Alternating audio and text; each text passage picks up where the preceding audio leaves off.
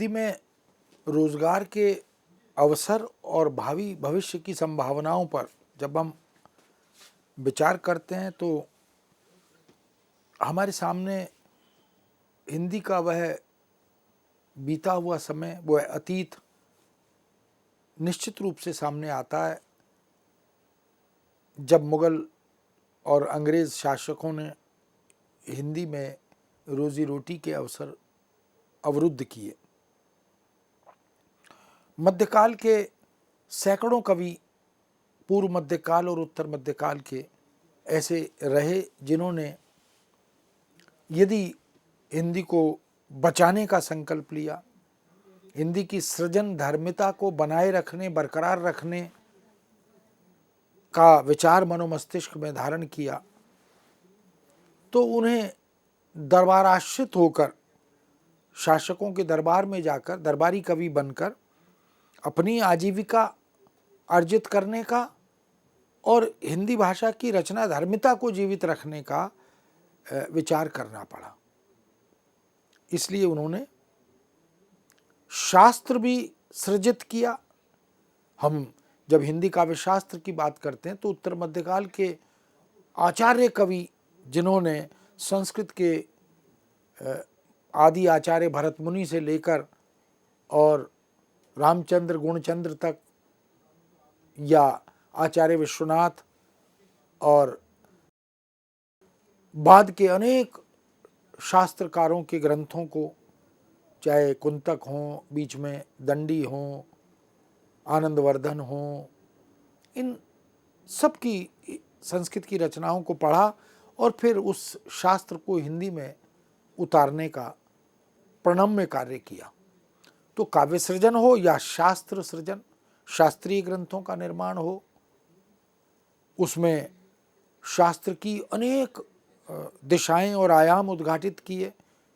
काव्य का स्वरूप क्या है, काव्य का हेतु क्या है, काव्य का प्रयोजन क्या है और काव्य में अलंकार की भूमिका क्या है, अलंकारों का महत्व, ध्वनि सिद्धांत आनंदवर्धन का, इसी तरह औचित्य क्या होता है, इसी तरह रीति और वक्रोक्ति क्या होते हैं, इन सब पर विस्तृत कार्य जो किया था उत्तर मध्यकाल के रचनाकारों ने उस शास्त्रीय ग्रंथ परंपरा को संस्कृत से पढ़ा, आत्मसात किया और हिंदी में, ब्रजभाषा में, भारतीय भाषाओं में उतारने का प्रयत्न किया।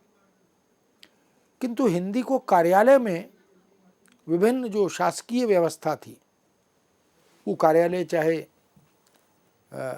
शासकीय विभागों अनुभागों के हों, शिक्षा संस्थानों के हों, शिक्षण प्रशिक्षण हो, व्यवसाय के विविध आयाम हो, चिकित्सा का क्षेत्र हो, न्याय का क्षेत्र हो,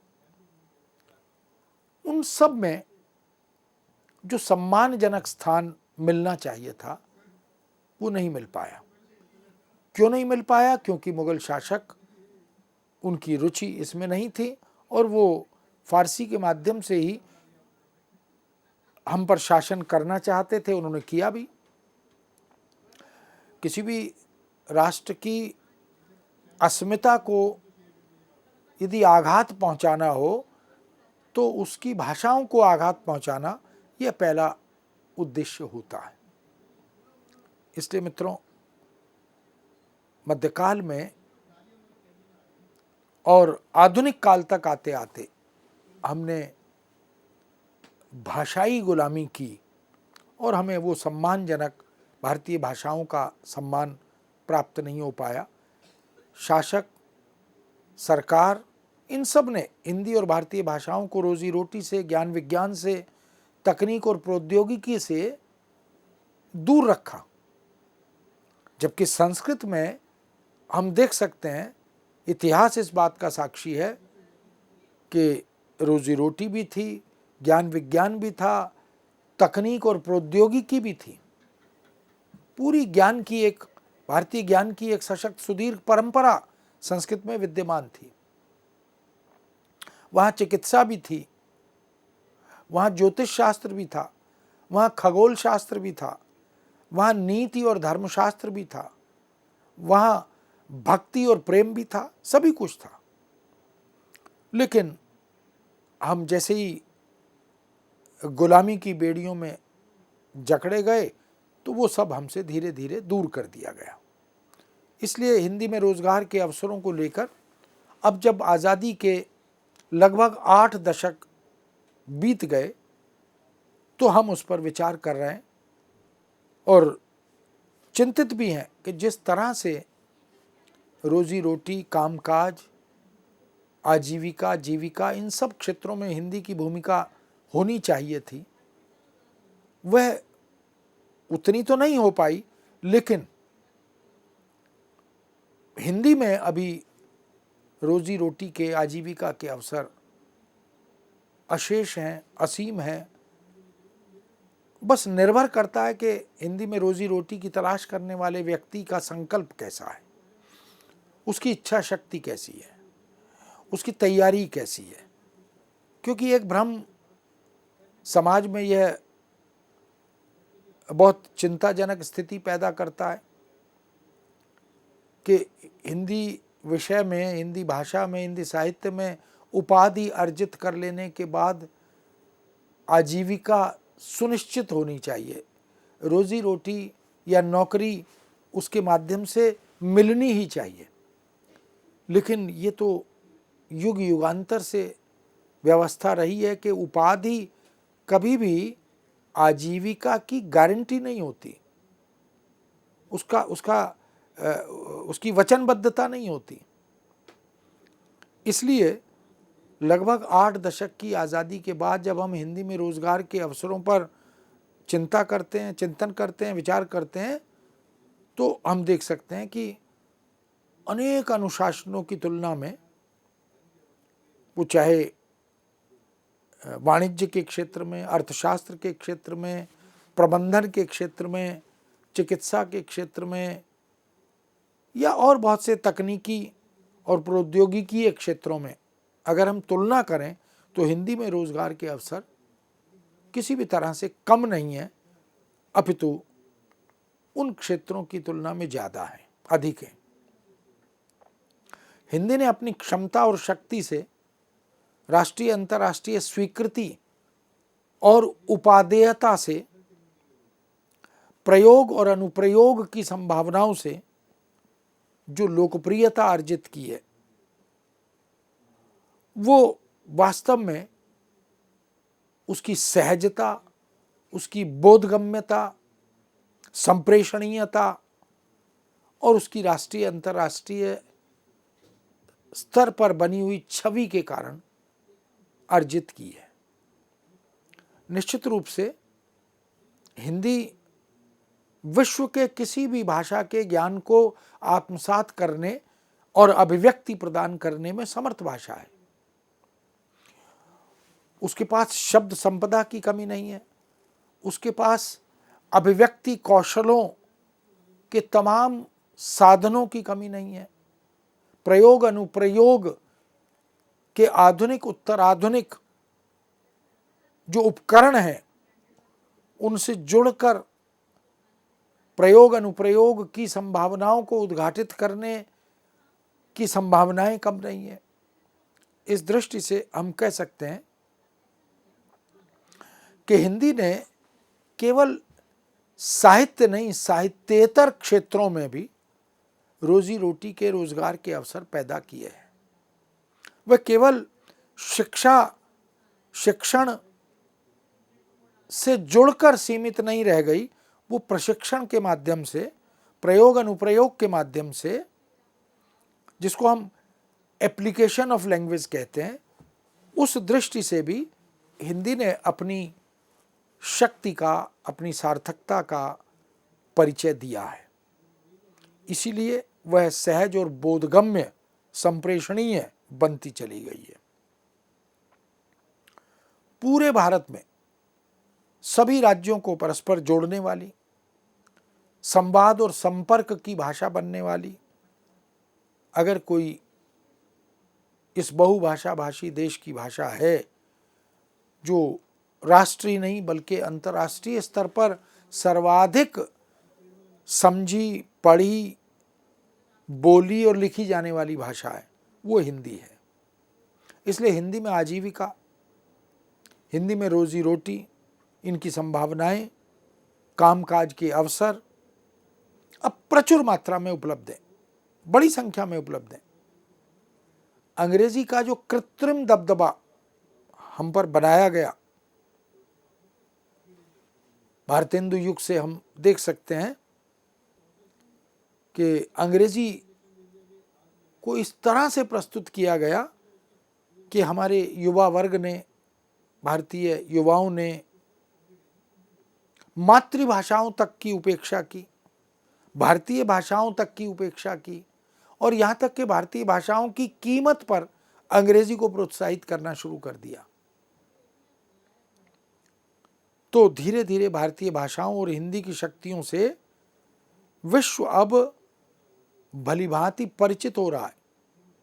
अब हम विश्व को यह बोध करा पा रहे हैं कि केवल अंग्रेजी ही अंतिम सत्य नहीं है। अंग्रेजी समर्थ सशक्त भाषा है, उसका एक अपना इतिहास है, लेकिन हिंदी और भारतीय भाषाओं के पास भी साहित्य सृजन का, प्रयोग अनुप्रयोग का, तकनीक प्रौद्योगिकी का अपना एक सशक्त इतिहास है, स्वरूप है, और प्रयोग अनुप्रयोग की संभावनाएं भी हैं। विज्ञान और वाणिज्य में, अर्थशास्त्र और अर्थार्जन में, पैसा कमाने की दृष्टि से, चिकित्सा और न्याय में, विधि और प्रबंधन में, इंजीनियरिंग और प्रौद्योगिकी में, मनोरंजन और खेल जगत में, कोई क्षेत्र अब ऐसा नहीं है जहां हिंदी और हिंदी सेवी अपनी पहचान बना न पा रहे हों, न बना पा रहे हों। एक से एक बड़ा भाषा का प्रयोक्ता, भाषा का सेवक, भाषा का रचनाकार, भाषा अनुप्रयोग में दक्ष, एक से एक बड़ा हिंदी सेवी आज है जो अपनी पहचान बना रहा है। यानी कोई क्षेत्र ऐसा नहीं है, चाहे सिनेमा हो, चाहे दूरदर्शन हो, चाहे ट्विटर हो, ब्लॉग राइटिंग हो, या धारावाहिक निर्माण हो, अनुवाद हो, इन सब क्षेत्रों में हिंदी सेवी अपनी पहचान अपने प्रदेश से, अपने अवदान से अपनी पहचान बना रहे हैं। प्रतियोगी परीक्षाओं में देखें, अब तो प्रश्न पत्र भी बहुभाषा भाषी होने लगे हैं, मल्टीलिंगुअल होने लगे, और प्रश्नों के उत्तर देने के विकल्प भी हिंदी में और भारतीय भाषाओं में मिलने लगे हैं। एक जमाना था, एक युग था कि अंग्रेजी में ही सब कुछ अनिवार्य था, और न जाने कितने प्रतिभाशाली, मेधावी, कौशल संपन्न भारतीय नागरिक, भारतीय युवा अंग्रेजी के आतंक से भयभीत होकर शिक्षा दीक्षा में आगे बढ़ नहीं पाए। तो प्रतियोगी परीक्षाओं में भी यदि माध्यम हिंदी बन गया और विषय भी हिंदी विकल्प के रूप में, अनिवार्यता के रूप में बन गया, तो ये एक बड़ी उपलब्धि है। संचार और सूचना जगत में अब हिंदी अनुप्रयोग के सभी आयाम उद्घाटित होने लगे। बात चाहे प्रिंट मीडिया की हो या इलेक्ट्रॉनिक मीडिया की, बात चाहे आधुनिक संचार माध्यमों की और उसके उपकरणों की हो, कंप्यूटर की हो, इंटरनेट की हो, या सोशल मीडिया की हो, इन सब में हिंदी अनुप्रयोग के जो नए नए आयाम खुल रहे हैं, उद्घाटित हो रहे हैं, वो सब हमारे युवाओं को, हमारे विद्यार्थियों को, हमारे शोधार्थियों को रोजी रोटी से जोड़ रहे हैं, आत्मनिर्भर बना रहे हैं। हिंदी भाषा अपने आप में ही अब केवल भाषा नहीं रही, वो केवल विचार विनिमय का माध्यम नहीं रही, वह केवल साहित्य सृजन की भाषा मात्र नहीं रही, बल्कि भाषा प्रौद्योगिकी बन गई, यानी लैंग्वेज टेक्नोलॉजी के रूप में उसने अपनी पहचान बनानी शुरू कर दी। और आज हम कंप्यूटर के, मशीन के, तकनीक के, प्रौद्योगिकी के समस्त कार्यों का निष्पादन हिंदी भाषा के द्वारा कर पा रहे हैं। मौखिक और लिखित भाषा के रूप में किसी भी तरह हम देखें कि अभिव्यक्ति मौखिक और लिखित दो रूपों में होती है। भाषा के दो रूपों की चर्चा बार बार होती है, एक मौखिक और एक लिखित। और देवनागरी हिंदी के बारे में तो ये कहा ही जाता है कि दुनिया की सबसे अधिक वैज्ञानिक लिपि अगर कोई है किसी भाषा की, हिंदी की, तो वो देवनागरी है, क्योंकि वो फोनेटिक है, जैसा बोला जाता है वैसा लिखा भी जाता है। इसलिए मौखिक और लिखित में भी एक रूपता की शक्ति हिंदी के पास है। साहित्यिक और साहित्येतर अनुशासनों के क्षेत्र में हिंदी का प्रयोग, अनुप्रयोग और अनेक भारतीय भाषाओं की शब्द संपदा से वहाँ की अर्थ छटाओं को आत्मसात करना, आयात करना, बोलियों, उपबोलियों से तथा अनुप्रयोग के सभी आयामों से इन सब का उद्घाटन करना, ये भी हिंदी इस दृष्टि से अब आत्मनिर्भर हो गई है और प्रयोक्ता समुदाय को आत्मनिर्भर बना भी रही है। वो समर्थ भाषा बन गई है, सशक्त भाषा बन गई है।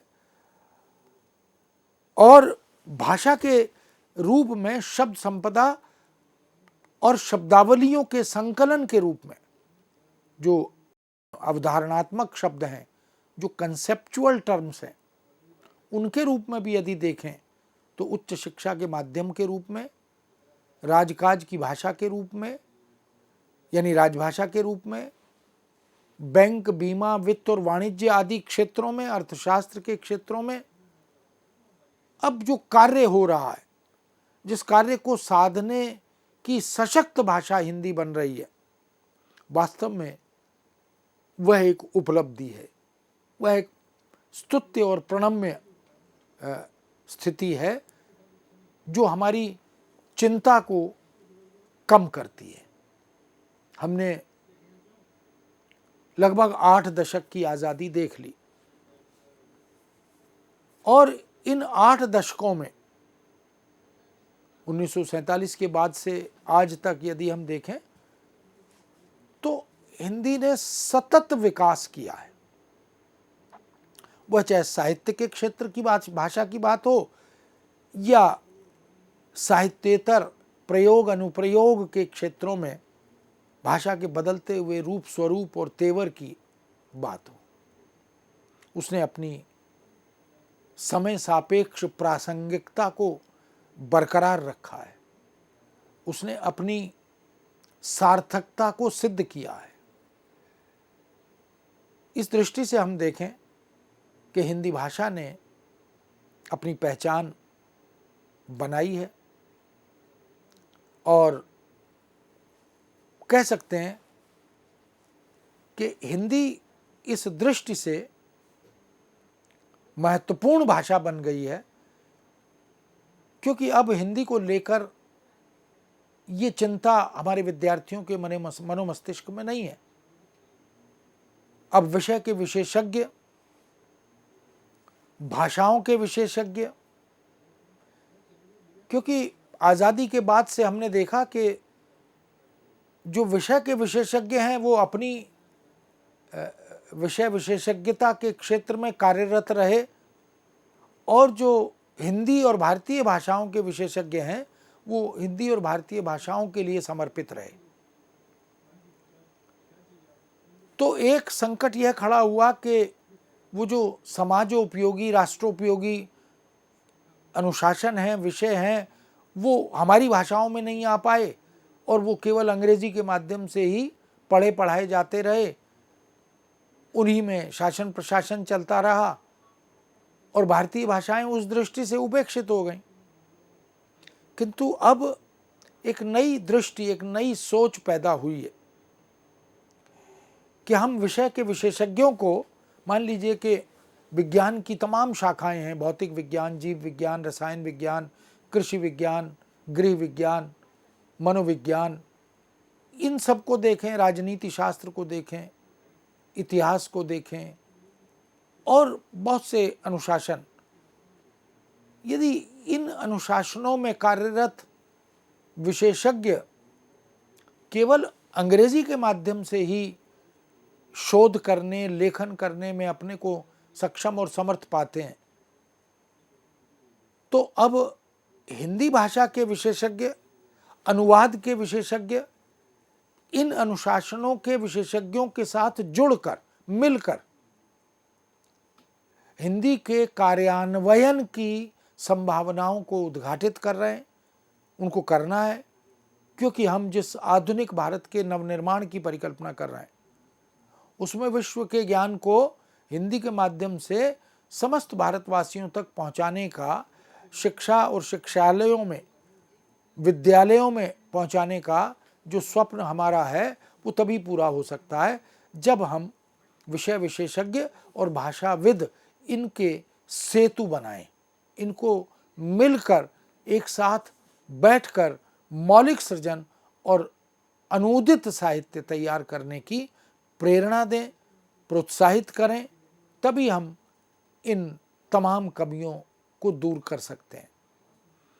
हिंदी के विषय में यह भ्रम प्रायोजित रूप में फैलाया गया, सुनियोजित रूप में फैलाया गया कि हिंदी क्लिष्ट भाषा है, दुरूह भाषा है, वह वो लोकप्रिय भाषा नहीं है। बल्कि यहाँ तक कहा गया कि हिंदी क्योंकि अनूदित है इसलिए नैसर्गिक प्रतीत नहीं होती, जबकि ये जग विदित है कि दुनिया की, संसार की कोई भाषा न कठिन होती है न सरल होती है। ये एक भ्रामक धारणा विधिवत सुनियोजित ढंग से दुष्प्रचार करते हुए अखिल भारतीय स्तर तक पहुंचाई गई कि हिंदी कठिन है, क्लिष्ट है, दुरूह है, अबोधगम्य है, उसकी शब्दावली कठिन है, इस तरह की बातें। सच यह है कि कोई दुनिया की भाषा न कठिन होती है न सरल होती है। भाषा केवल परिचित होती है या अपरिचित होती है। जिस भाषा से हमारा परिचय है, जिसके हम लगातार संपर्क में हैं, वो हमारे लिए सरल है। ऐसे ही विषय के लिए भी होता है। जिस विषय में हम लगातार अपना समय लगाते हैं, श्रम लगाते हैं, साधना करते हैं, उस विषय का ज्ञानार्जन करते हैं, वो हमें सरल लगने लगता है। तो पहली बार तो, प्रथम दृष्टया तो कुछ भी कठिन लगेगा ही, लेकिन जैसे जैसे हम अवगत होते हैं, प्रयोग धर्मिता से जुड़ते हैं और बोधगम्य बनाना प्रारंभ करते हैं तो भाषा सरल लगने लगती है। इसलिए भाषा या तो परिचित होती है या अपरिचित होती है। 400-500 वर्षों से जो फारसी भाषा से हम त्रस्त रहे और आतंकित रहे, और फिर लगभग 150-200 वर्ष अंग्रेज़ों से भयभीत और भ्रमित रहे, तो हमारे मनोमस्तिष्क में ये बात घर कर गई या करवा दी गई कि हिंदी कठिन है, क्लिष्ट है। अब इस भय चक्र को तोड़ने की आवश्यकता है। ये जो प्रायोजित भय चक्र है, जो चक्रव्यूह है, अब तो इस भ्रमजाल से निकलने की प्रबल आवश्यकता है कि अंग्रेजी ही आधुनिक और सुनिश्चित भाषा का होने का, सुनिश्चित व्यक्ति, आधुनिक व्यक्ति होने का प्रमाण है या प्रमाण पत्र है। इस भ्रम से हमें अपने युवा समुदाय को, अपने विद्यार्थियों, शिक्षार्थियों को, अपने शोधार्थियों को निकालना होगा। हमारी समस्त भाषाएं समर्थ हैं, सक्षम हैं, आधुनिक हैं और अभिव्यक्ति की दृष्टि से वो महत्वपूर्ण है। ये जो भ्रामक धारणाएं जानबूझकर लॉर्ड मैकाले या उसके बाद के तमाम अंग्रेज़ी सत्ता से जुड़े हुए, अंग्रेज़ी व्यवस्था से जुड़े हुए लोगों ने ये जो स्थितियां पैदा की, ये जो धारणाएं सृजित की, इनसे बाहर निकलने, इनसे ऊपर उठने की आवश्यकता अब है। अब ज़रूरत यह है कि हिंदी में रोजगार प्राप्त करना ये सब चाहते हैं, किंतु रोजगार प्राप्त करने के लिए, आजीविका अर्जित करने के लिए जो श्रम साधना अपेक्षित आवश्यक है, उस पर विचार गंभीरता से नहीं कर पाते। हमारे विद्यार्थियों को ये बात समझ में आनी चाहिए कि यदि रोजी रोटी के अवसर कम नहीं है, जिसकी चर्चा हम बार बार कर रहे हैं, तो उन रोजी रोटी के अवसरों को भुनाया कैसे जाए, उसके लिए तैयारी क्या की जाए। लोक में तो कहते हैं कि चूहे को मारना हो तो शेर को मारने की तैयारी करनी चाहिए। अब हमें यह लगता है कि हिंदी तो हमारी स्वभाषा है, अपनी भाषा है। बहुत से बच्चे, बहुत से विद्यार्थी ये कहते हैं हमारी मातृभाषा है, भले ही हिंदी की 18 बोलियां उनकी भाषा हो, तो वो कुछ कुछ अति विश्वास से ग्रस्त हो जाते हैं। तो उन्हें इस बात को समझने की आवश्यकता है कि हमें हिंदी में आजीविका अर्जित करनी है, रोजी रोटी प्राप्त करनी है, कामकाज की दृष्टि से अपने को समर्थ सक्षम बनाना है, आत्मनिर्भर बनना है। तो उसके लिए हमें अपने को तैयार करना पड़ेगा। वो तैयारी क्या है, उस तैयारी को कैसे करना है, ये महत्वपूर्ण बिंदु हैं, क्योंकि उसके बिना हम रोजी रोटी हिंदी के माध्यम से बहुत सहजता से प्राप्त नहीं कर पाते। जो विद्यार्थी प्रतियोगी परीक्षाओं में जाते हैं, उनको इसके लिए विशेष रूप से ध्यान रखना है, अपने को तैयार करना है, क्योंकि उपाय यही है, माध्यम यही है कि अपने हिंदी के ज्ञान को, हिंदी के अधिकार को हम ऐसा बना लें कि कोई मूल्यांकन करने वाला परीक्षक, अधिकारी हमारी अनदेखी न कर पाए। मित्रों, इस विषय को यहाँ विराम देते हैं, पुनः आपके समक्ष उपस्थित होंगे। आज्ञा दीजिए। नमस्कार।